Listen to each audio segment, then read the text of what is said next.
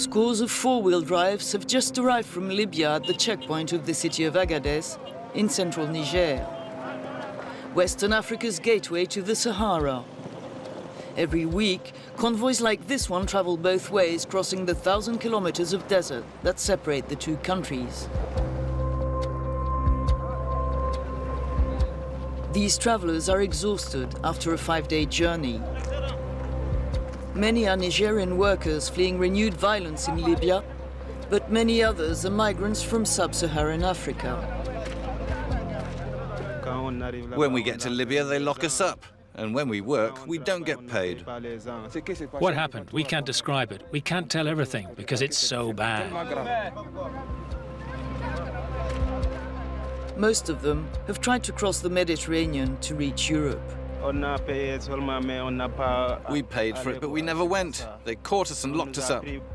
I want to go home now. That's my hope. Mohammed organized this convoy. This former Tuareg rebel is a well-known figure in Agadez's migration business, a long-standing, flourishing activity that a law against irregular migration made illegal 2 years ago. Projects funded by the European Union were launched to offset the losses. But Mohammed refuses to give up his only source of income. I'm a smuggler. Even now I'm a smuggler. I've heard that in town they're giving us something, so we give up this job. But they didn't give me anything, and I don't know any other work than this one. We head to Agadez. These dozens of vehicles were confiscated from the smugglers who were arrested by the police, a symbol of the fight against irregular immigration. But that didn't go down well with the local population. The law hit the region's economy hard. Travelers departing for Libya were once Umaru's main source of revenue, but customers for his water cans are scarce now. Salam alaikum. The layoffs of workers after the closure of gold mines in the area did not help. Before, we sold 400 to 500 water cans every week to migrants, and cans were also sent to the mine. But they closed the road to Libya, they closed the mines, everything's closed.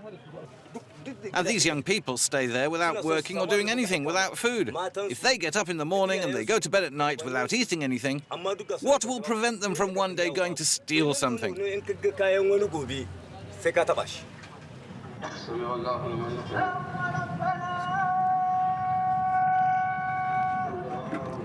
Friday prayers are one of the few occasions when the city comes to life.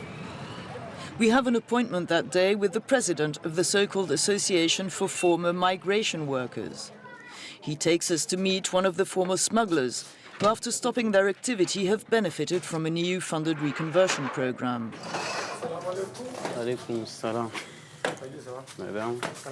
Abdurrahman received a stock of chairs, pots and loudspeakers, which he rents out for celebrations.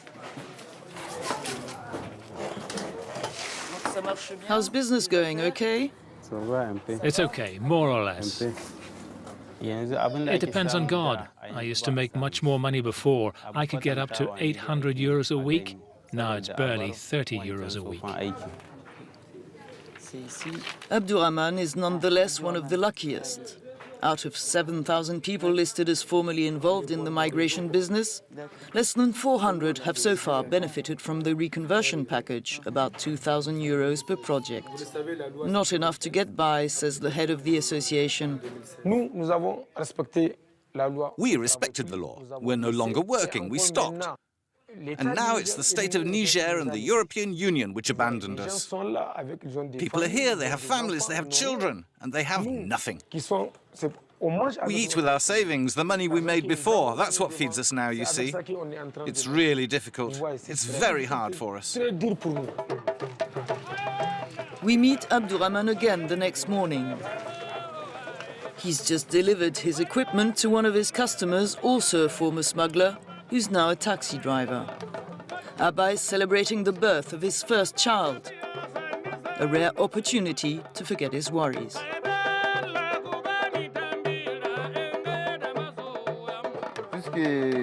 Since it's a very wonderful day, it strengthened my heart to go and get chairs, so that people, even if there's nothing, they can sit down if they come to your house. The times are hard for immigration now, but with the small funds we get, people can get by. It's going to be okay.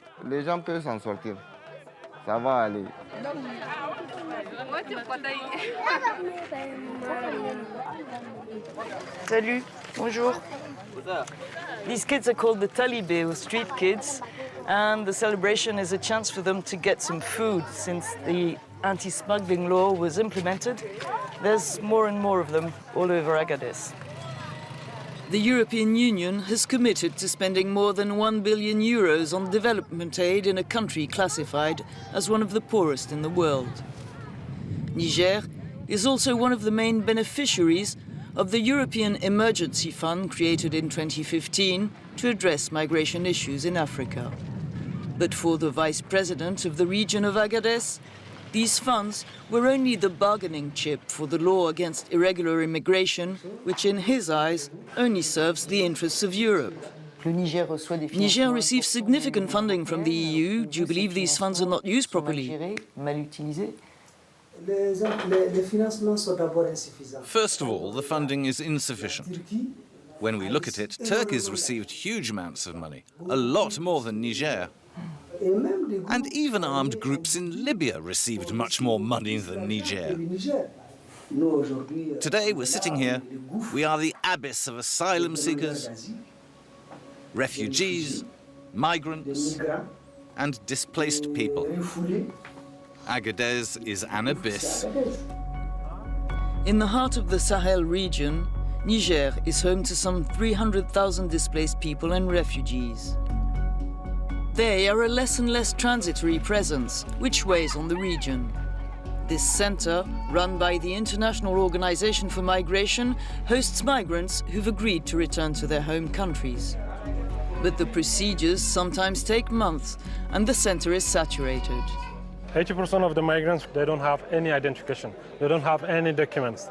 That means after registration, we have to go to the procedures of the travel authorization. And we have to coordinate this with the embassy and consul of each country. That is the main issue and the challenge that we are facing every day. We are around 1,000 people in this area, the area that's supposed to receive 400 to 500. All those mattresses are here because people sleep outside here. So because it's over the capacity, many people are waiting on the other side. So we need to move those people quick as possible so we can let others come. Returning to their country is not an option for many of those who transit through Niger. Among them, several hundred Sudanese, supervised by the UNHCR, the UN Agency for Refugees. Many fled the conflict in Darfur and endured hell in Libyan detention centers. Some have been waiting for months for an answer to their asylum requests. Bader Erdin dreams of completing his veterinary studies in the West. Since I finished my university in life, I almost lost the half of my life because of the wars, traveling from Sudan to Libya. I don't want to lose my life again. So it's a time to start my life. It's a time to work. It's a time to educate. So staying in Niger for nothing or staying in Niger for long times for me, it's not good. Still, the only short-term perspective for these men is to escape the promiscuity of this reception center. Faced with the influx of asylum seekers, the UN has opened another site outside the city. We meet Ibrahim, also Sudanese, who spent years in refugee camps in Chad and then Libya. He's 20 years old.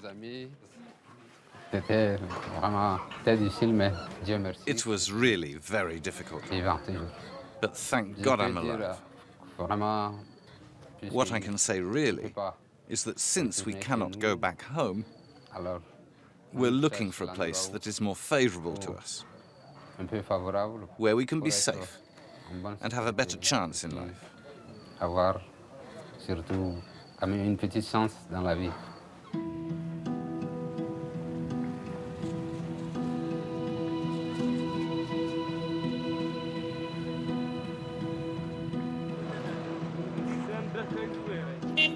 Hope for a better life has a closer perspective for those who've been evacuated from Libyan prisons as part of an emergency rescue plan launched last year by the UNHCR.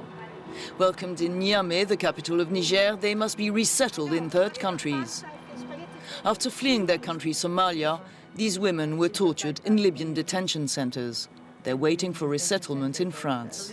There are many problems in my country, and I had my own. I have severe stomach injuries. The only reason I left my country was to escape from these problems, and I just wanted to find a safe place where I could find hope. People like me need hope. A dozen countries, most of them European, have pledged to welcome some 2,600 refugees evacuated from Libya to Niger. But less than 400 have so far been resettled. The solidarity is there.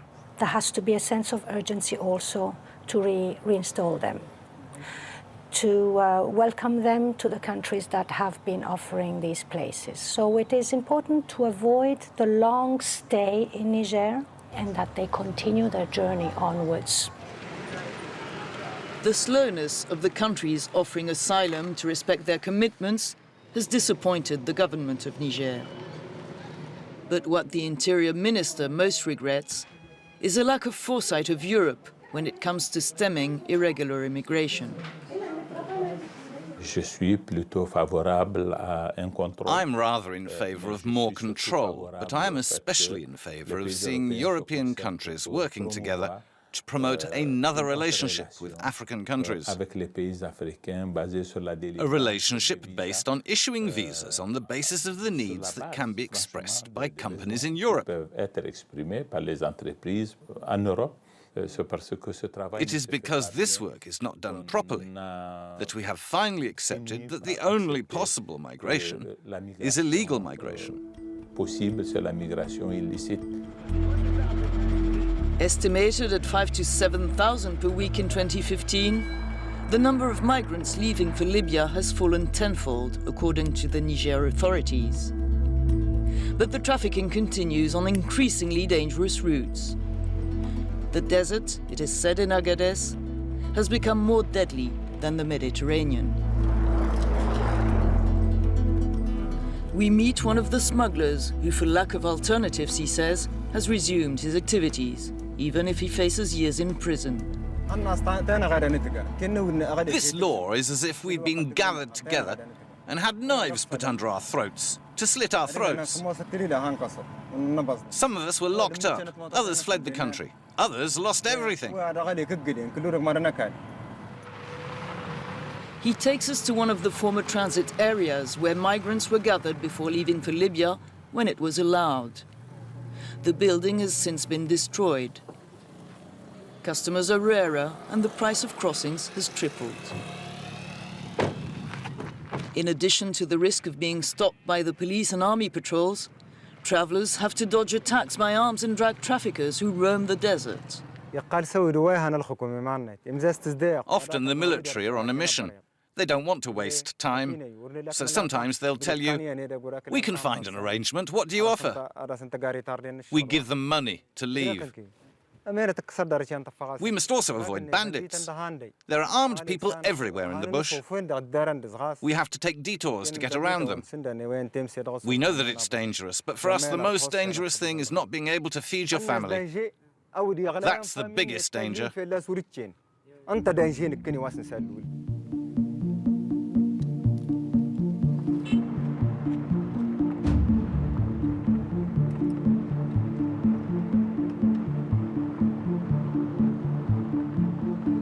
So now we're entering one of the so-called ghettos outside Agadez, where the candidates to the trip to Europe through Libya hide out until smugglers pick them up.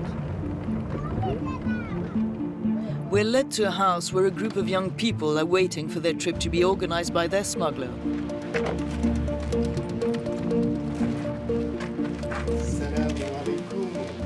They haven't eaten for 2 days. They've already tried to cross the desert, but were abandoned by their drivers, fleeing army patrols. And they were saved just in time. Several of their fellow travelers died of thirst and exhaustion. The desert is a huge risk. There are many who have died, but people are not discouraged. Why are they coming? That's the question. All the time there are meetings between West African leaders and the leaders of the European Union to give out money so that the migrants don't get through. We say that's a crime. It's their interests that they serve, not the interests of our continent. To stop immigration, they should invest in Africa, in companies, so that young people can work. It's no use giving money to people, or putting soldiers in the desert, or removing all the boats on the Mediterranean to stop immigration. It won't help. It'll keep going on. There are thousands of young people who are ready to go always, because there is nothing. There's nothing to keep them in their countries. When they think of the suffering of their families, when they think that they have no future, they will always be ready, ready for anything. They will always be ready to risk their lives. Voilà.